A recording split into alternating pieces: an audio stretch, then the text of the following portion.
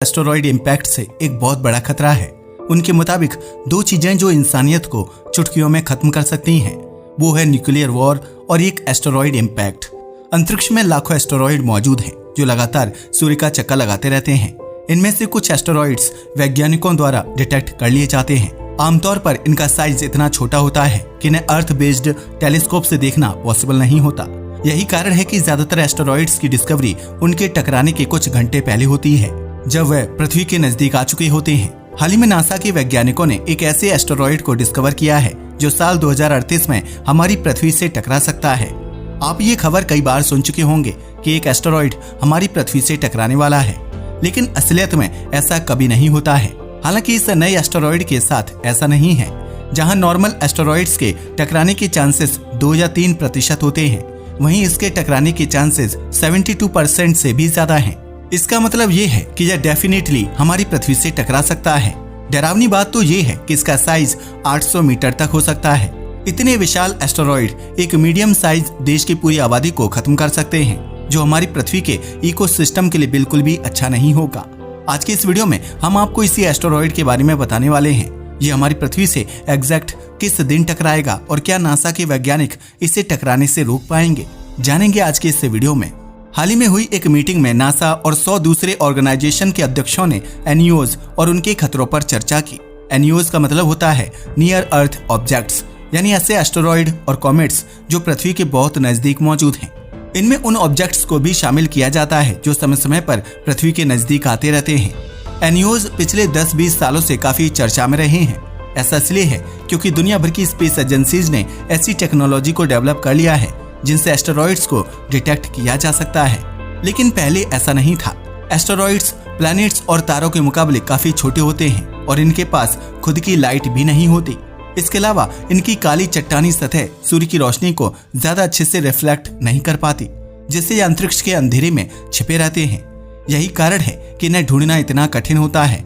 एक दूर के एस्टेरॉयड को अर्थ बेस्ड टेलीस्कोप से ढूंढना भूसे में सुई ढूंढने के बराबर होता है। समय समय पर नासा दूसरी संस्थाओं के साथ मिलकर ऐसी मीटिंग्स करता रहता है जिसमें एनईओज और उनके खतरों के बारे में चर्चा की जाती है। 2024 में हुई इस मीटिंग में वैज्ञानिकों ने एक विशाल एस्टेरॉयड की चर्चा की जो पृथ्वी की ओर बढ़ रहा है।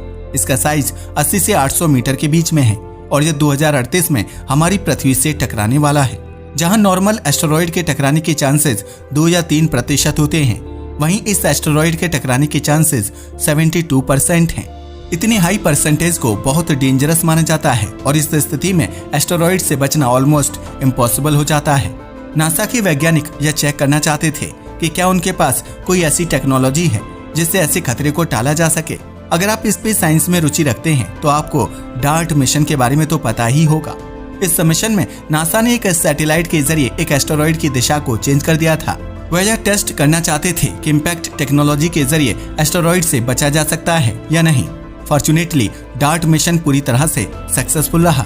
इसका सीधा सा मतलब ये है कि एस्टेरॉयड को हल्का सा धक्का देने से उसकी दिशा को चेंज किया जा सकता है। लेकिन 2024 की मीटिंग में डिस्कस हुए एस्टेरॉयड का साइज बहुत ज्यादा है। इतने बड़े एस्टेरॉयड के रास्ते को एक सैटेलाइट के जरिए चेंज करना बहुत ही मुश्किल चीज है। एक सिमुलेशन बनाने से नासा को यह पता चला कि वैसे एस्टेरॉयड से किसी भी तरीके से नहीं बच सकते हैं। कुछ वैज्ञानिकों ने लेजर अटैक टेक्निक को भी प्रपोज किया, लेकिन उसके जरिए भी एस्टेरॉयड के खतरे को नहीं टाला जा सकता। जब वैज्ञानिकों ने इस खबर को इंटरनेट पर पब्लिश किया तो चारों तरफ इस एस्टेरॉयड से जुड़ी न्यूज वायरल होने लगी।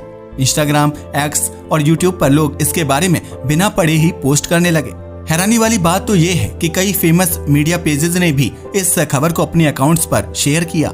असल बात तो ये है कि ऐसा कोई भी एस्टेरॉयड हमारी पृथ्वी की तरफ नहीं आ रहा है। नासा ऐसे हाइपोथेटिकल सिमुलेशंस पर अक्सर चर्चा करता रहता है ताकि वर्स्ट केस सिनेरियो के लिए रेडी रहा जा सके। आप उनकी ऑफिशियल वेबसाइट पर खुद ही चेक कर सकते हैं कि उन्होंने इस पूरे सिनेरियो को हाइपोथेटिकल बताया है, यानी इसके होने के चांसेस ऑलमोस्ट इम्पॉसिबल हैं। नासा अपनी प्लानिटरी डिफेंस सिस्टम को अक्सर चैलेंज करता रहता है ताकि आने वाले समय में पृथ्वी को हर खतरे से बचाया जा सके। वह जितनी भी सिमुलेशन क्रिएट करते हैं वह सभी इमेजिनरी होती हैं, उनका रियलिटी से कोई वास्ता नहीं होता। लेकिन जब वह इस चीज को पब्लिश करते हैं तो ज्यादातर सोशल मीडिया चैनल उस इन्फॉर्मेशन को अपने हिसाब से चेंज कर देते हैं। ऐसा आमतौर पर व्यूज और लाइक्स पाने या गलत इन्फॉर्मेशन होने की वजह से किया जाता है। लेकिन हमारे चैनल पर आपको ऐसी कोई भी फॉल्स इन्फॉर्मेशन देखने को नहीं मिलेगी।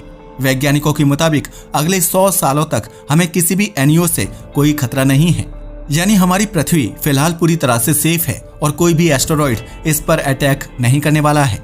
अगर आप किसी भी सोशल मीडिया चैनल को गलत इन्फॉर्मेशन फैलाते हुए पाते हैं तो उनके कमेंट्स में इस बात को मेंशन करना मत भूलिएगा। आज के इस वीडियो के लिए